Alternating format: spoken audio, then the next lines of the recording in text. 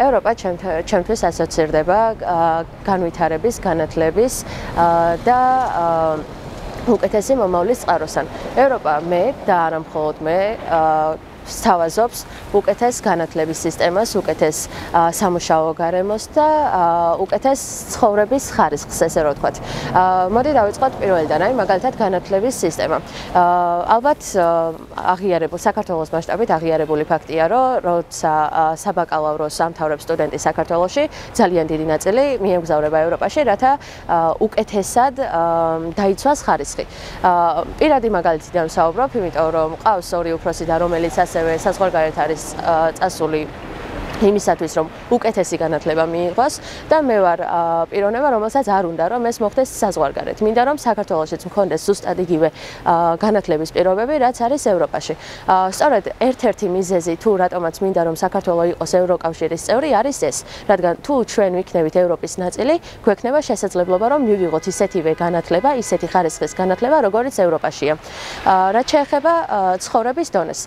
დღესდღეობით ძალიან დიდი პროცენტობაა იმ მოსახლეობის, რომელიც უკეთესი ხელფასისთვის, საკუთარ იმისათვის, რომ უბრალოდ თავი ერჩინოს, მიემგზავრება საზღვარგარეთ. ეს ძალიან სამწუხარო ფაქტია, ეს არ უნდა ხდებოდეს დღესდღეობით. ადამიანს საკუთარი თავის გარდაჩენისთვის და იმისთვის, რომ ლუკმაპურის ფული ჰქონდეს, არ უნდა უწევდეს, რომ საზღვარგარეთ წავიდეს, ოჯახი მიატოვოს და იქ იშრომოს.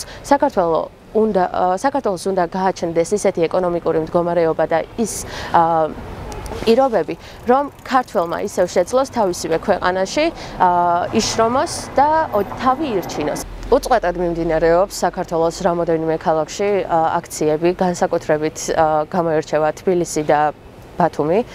რა თქმა უნდა, სხვა ქალაქებშიც მიმდინარეობს, მაგრამ მე პირადად ყოველი დღე გავარ აქციაზე ბათუმში, ამიტომ ვფიქრობ, რომ ჩვენი ხმა არის ძალიან მნიშვნელოვანი.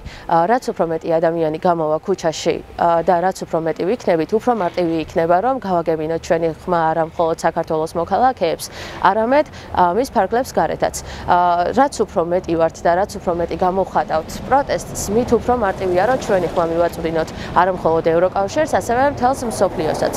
გარდა ამისა, მქონდა აქტივისტებს ჰქონდა ძალიან ბევრი მიზეზი, თუ რის გამოც უნდა ვდგარიყავით ქუჩაში და რასაც დღეს ბოლომდე მივყვებით. დაიწყო იმით, რომ ვაპროტესტებდით გაყალბებულ არჩევნებს. შემდეგ ამას მოყვა ჩემთვის უფრო მეტად მნიშვნელოვანი ის, რომ კანდიდატის წევრობაზე ვთქვით უარი. ეს კიდევ ერთი ძალიან მნიშვნელოვანი რამ არის, რის გამოც ბოლომდე ვიქნები აქ.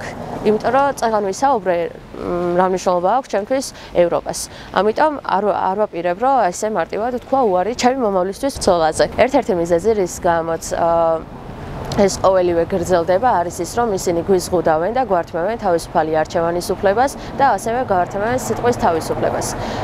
რაც დემოკრატიულ ქვეყანაში, თუ კი ვართ დემოკრატიული ქვეყანა, დემოკრატიულ ქვეყანაში არ უნდა ხდებოდეს. უწყვეტი პროტესტი არის ჩვენი ყველაზე ძლიერი იარაღი ამ ბრძოლაში. ქართველი ხალხი არ აპირებს შეგუოს დიქტატურასა და უსამართლობას. არ ვაპირებთ შევეგუოთ და udარდელად ველოდოთ, თუ როგორ ვუყუროთ, თუ როგორ ცდილობენ შეგვიზღუდონ თავისუფალი არჩევანი და სიტყვის თავისუფლება. ეს არის ჩვენი ძლიერი გზავნილი არა მხოლოდ საქართველოს ხელისუფლებისათვის, არამედ საერთაშორისო საზოგადოებისადმი. რაც უფრო მტკიცედ და შეუპოვროთ ვიბრძოლებთ, უფრო მეტი შანსი გვექნება არა მხოლოდ გავაგონოთ ჩვენი ხმა, არამედ მივიღოთ რეალური შედეგიც და საქართველოს საბოლოოდ დაუბრუნოთ ძველ ევროპულ გზას.